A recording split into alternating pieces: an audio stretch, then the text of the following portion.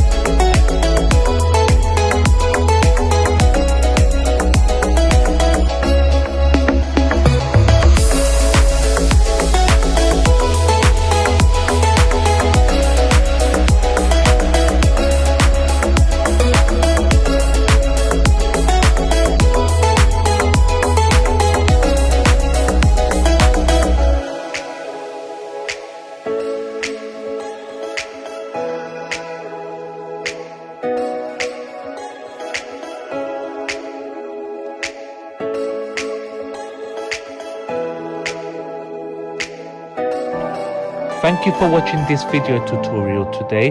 If this video helped you, please can you like and subscribe. There's still more contents to come.